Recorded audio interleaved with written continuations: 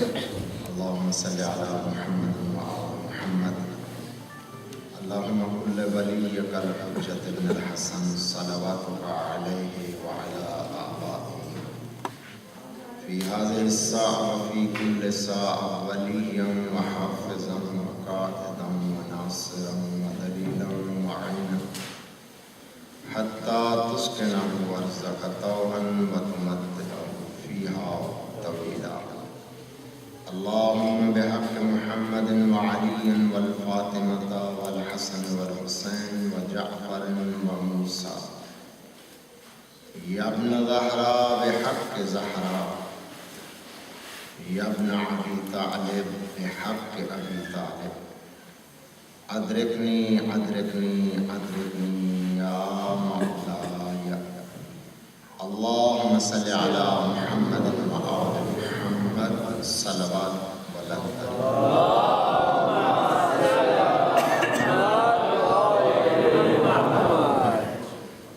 حسبنا الله ونعم الوكيل نعم المولى ونعم النصير. لا حول ولا قوة إلا بالله العلي العظيم. بسم الله الرحمن الرحيم. الحمد لله رب العالمين والعاقبة للمتقين والصلاة والسلام على أشرف الأنبياء والمرسلين سيدنا ونبينا وطبيب نفوسنا وحبيب قلوبنا وشفيع ذنوبنا ثم الصلاة والسلام على الرسول المسدد المصطفى الأمجد المحمود الأحمد أبي القاسم محمد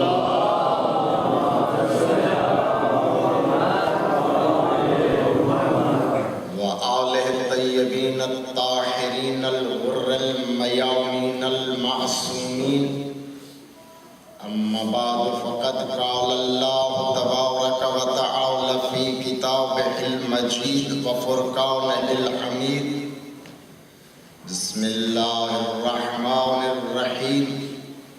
هو الذي بعث في الأميين رسولا منهم يتلو عليهم آياته ويزكيهم ويعلمهم الكتاب والحكمة وإن كانوا من قبل لفي ضلال مبين. صلوات.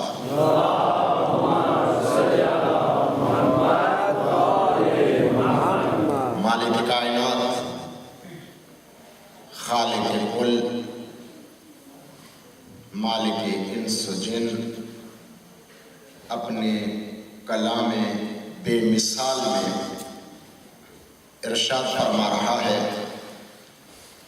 کہ وہ ہے کہ جس نے امیوں میں ایک رسول مبعوث فرمایا. ماشاءاللہ. وہ رسول آیات الہیہ کی تلاوت کرتا ہے،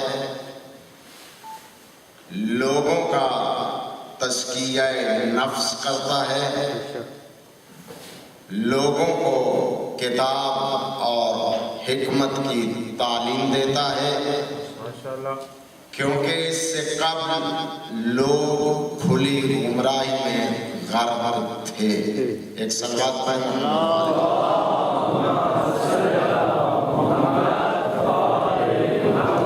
نعرہ تکبیر.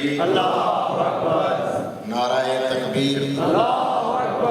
نعرہ رسالت. نعرہ رسالت. نعرہ حیدری. نعرہ حیدری. حسینیت حسینیت. یزیدیت یزیدیت. ایک بلند ترین صلوات.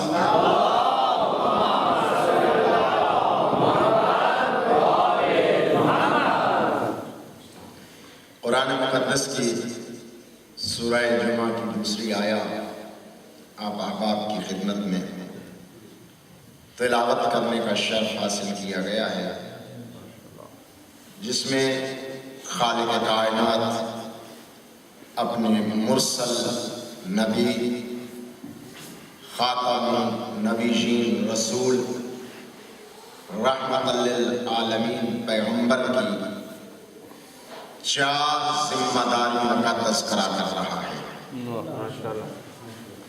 کہ میں اللہ نے اس رسول کو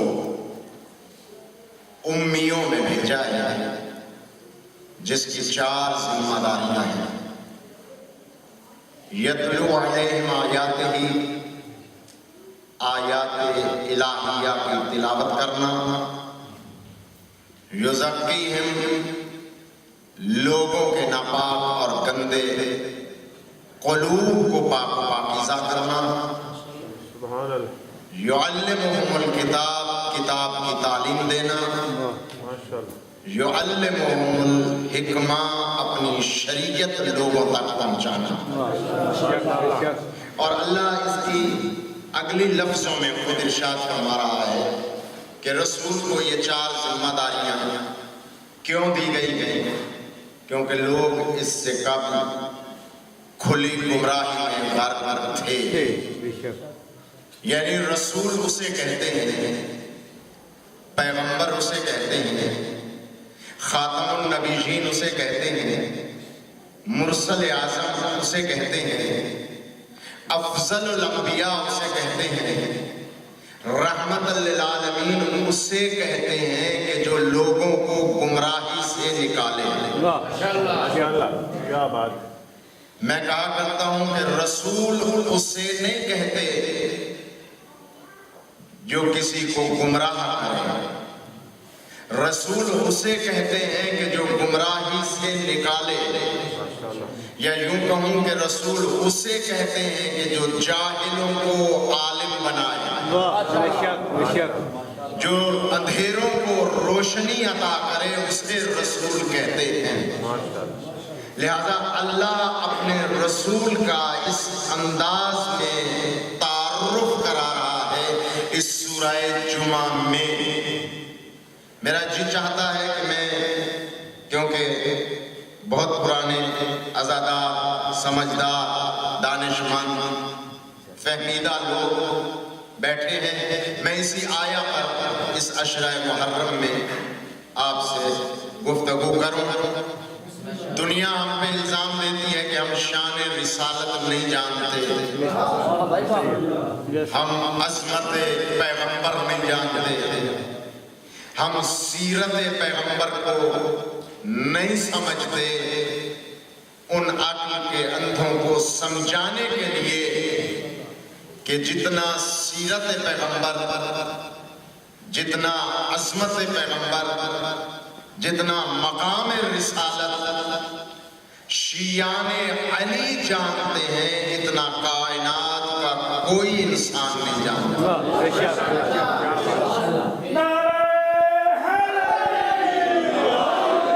کیونکہ ہم نے توحید اور رسالت اپنے جیسوں سے نہیں لی ہے،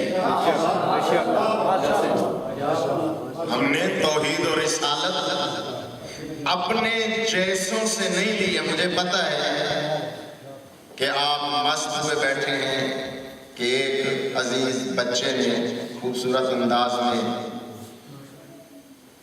آپ سے خطاب کیا، خطاب ہوا نا، پھر اس کے بعد میرے عزیزوں نے سریلی آواز میں، ترنم میں، مست کنندہ لہجے میں آپ کو نعت اور قصیدہ سنایا ہے۔ تو ظاہر ہے کہ اس نعت اور قصیدے کے بعد مولوی کی کیا حیثیت ہے؟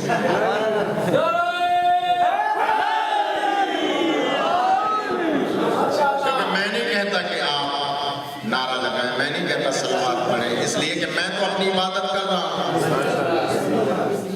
کیونکہ میں جو ذکر کر رہا ہوں یہ عبادت ہے۔ اب آپ کیا کر رہے ہیں؟ سن رہے ہیں، سننا عبادت ہے، جہاں سننا عبادت ہے، یہ میرے لفظ نہیں ہے، معصوم فرماتے ہیں کہ ایک مرتبہ اور یہی تو دنیا والوں کو سمجھاتے ہیں کہ دنیا والوں ہم تمہاری مخالفت نہیں کرتے، ہم تو تمہیں جہنم سے بچاتے ہیں، جنت کا راستہ دکھاتے ہیں۔ میرے معصوم امام ارشاد فرماتے ہیں کہ ایک مرتبہ دنیا سارے سال میں 30 دن ماہ رمضان کے کھڑے ہو کر سزا بھگتتے ہوئے تراویح کی صورت میں قرآن کی تلاوت کر کے ایک مہینے کے بعد ایک ختم قرآن کا ثواب لیتے ہیں۔ شیعہ علی اسے کہتے ہیں کہ بیٹھتا ہے، اٹھتا ہے، سوتا ہے، جاگتا ہے، چلتا ہے، راستہ چلتے ہوئے بھی ایک مرتبہ یا علی کہہ کے ختم قرآن کا ثواب لیتا ہے۔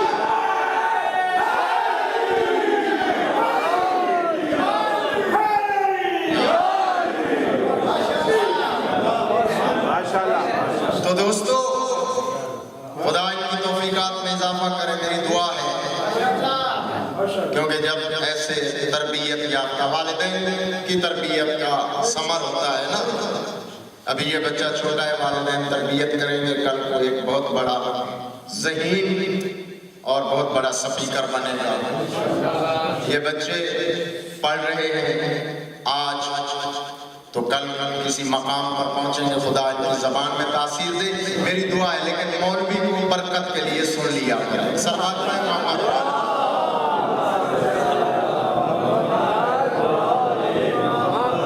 یعنی دنیا 30 دن محنت کرتی ہے، مشقت کرتی ہے، ایک پارا ایک دن رات میں کھڑے ہو کر، یہ سزا ہے نا۔ پتہ ہے کس چیز کی سزا ہے؟ کہ ایک قرآن کا پارا کھڑے ہو کر اللہ کے گھر میں مسجد میں پڑھو، اس لیے کہ وقت سے 10 منٹ پہلے تم نے روزہ افطار کیا۔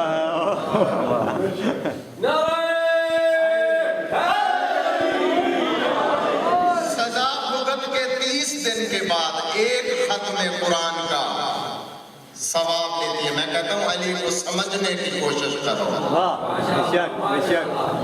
جو 30 دن کھڑے ہو کے قرآن پڑھ کے کوشش کرتا ہے کہ ختم قرآن کا ثواب مل جائے۔ اب پتہ نہیں صحیح پڑھتا ہے یا نہیں پڑھتا، قرأت ٹھیک ہے یا نہیں ہے، الفاظ ٹھیک ہیں یا نہیں ہے۔ اگر غلط قرأت کرتا ہے تو ملائکہ آسمان پہ بیٹھ کر ایسا غلط قرآن پڑھنے والے پہ لعنت بھیجتے ہیں۔ اب پتہ نہیں لعنت ملتی ہے یا ثواب ملتا ہے، لیکن علی والا اسے کہتے ہیں کہ توتلی زبان میں، لکنت کی زبان میں جب ایک مرتبہ یا علی کہتا ہے تو رسالت ماں کی آواز آتی ہے، میرے اللہ، میرے اللہ، یہ میرے اس محبوب کا نام لے رہا ہے، اس کے لیے جنت کا دروازہ کھول دے۔